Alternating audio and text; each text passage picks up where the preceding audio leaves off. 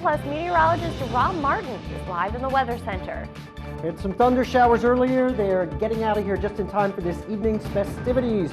We'll have details in just a couple more minutes. As the snow is spread north of the Mason-Dixon line, heavier bands are coming in as well. So it's going to be off and on, heavy, light type of thing. So if it lightens up, don't think it's over because not even close. The center of circulation of this thing is still down in Georgia right now. Sun's forecast tomorrow. Wanted to touch on this. Today is going to be beautiful up there, but tomorrow is going to be more on the humid side. 84 degrees at that first pitch time. There could be a stray thunderstorm around here. The winds around the center of a non-tropical system tend to weaken, but the radius of tropical storm force winds tends to expand. That's why we could have tropical storm force winds late tonight and tomorrow from Atlantic City all the way to Cape Cod. Last night we were using one of these. Today, one of these. Consensus this afternoon is about 24 inches right now, and people want to know, when is this going to end? Today we're here with Kirk Lavish from the Humane Society. Seen you many times up there during commercial. We're like the weather. We're like ships passing in the night, aren't we? Yeah, so this is a nice treat. Well, we got a beautiful cat here. Tell us about this one. What would you do if a cat wandered onto your I side? would have grabbed that little mongrel. I would have made him my little weather puppet. You just never know what will wander onto a news set, do you? Oh my gosh, the snake again! Rob? Okay guys, we're back here at Sky's the Limit Balloon Adventures. These things are full of hot air back here, and some of it's going in the balloon.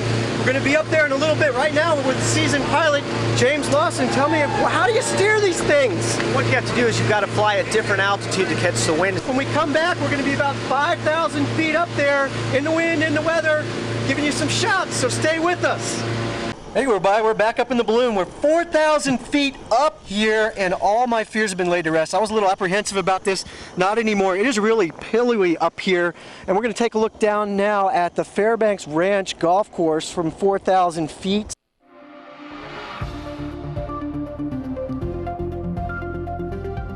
Well, Rob, I know you have lots to talk about. I'll let you get to it.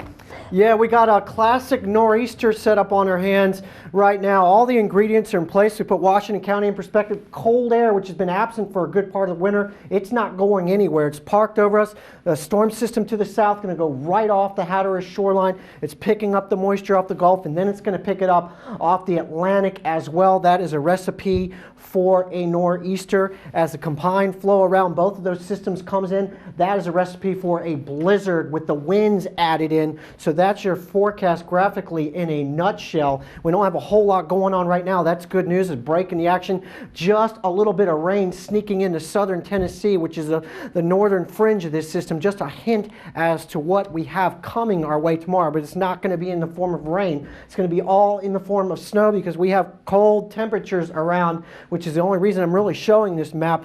And it's a good head start with the temperatures because they're going to go up into the 20s, low 30s tomorrow, and that is it. Below freezing. By the time we hit 3 o'clock, the snow will be on its way down in southern and central Virginia. Will not be starting here until 6 o'clock or later, so it looks like we'll escape both commute times without any snow at all. As this thing comes up, you can see the snow area will start to expand as it encounters the cold air in place. So by 2 o'clock, it'll still be well to the south of us, which is good news down there in Harrisonburg and Roanoke. But at any rate, it will continue to spread, getting here by 6, 7 o'clock, which is the latest estimate. We have another estimate maybe a little bit later than that, which would be even better news, but it's just going to hold off the inevitable. Then the winds will start to come around as well off the bay right around midnight into the wee hours of Saturday morning, and that's what prompted blizzard warnings along those counties south and east of I-95 for the most part. And then this thing is going to set up offshore. It's not going to move that fast.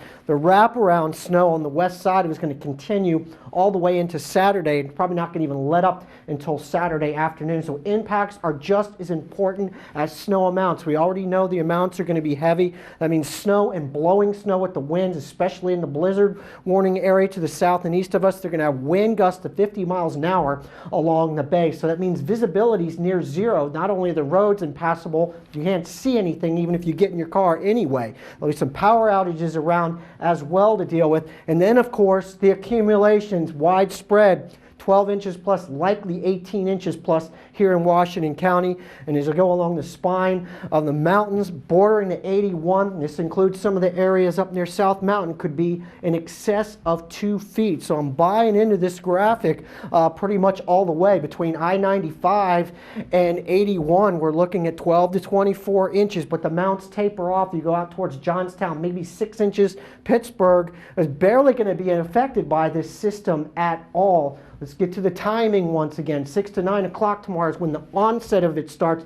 Not the heaviest snow, but it's not going to waste too much time getting heavy, and it'll be heavy after midnight, an inch per hour all the way into Saturday afternoon. That'll put a quick foot on the ground, and then a little bit more after that, put us up to about 18 inches. So this is serious, serious business. Good news is Sunday, it's out of here. We'll be digging out, and the temperatures will be above freezing next week. It'll allow this stuff to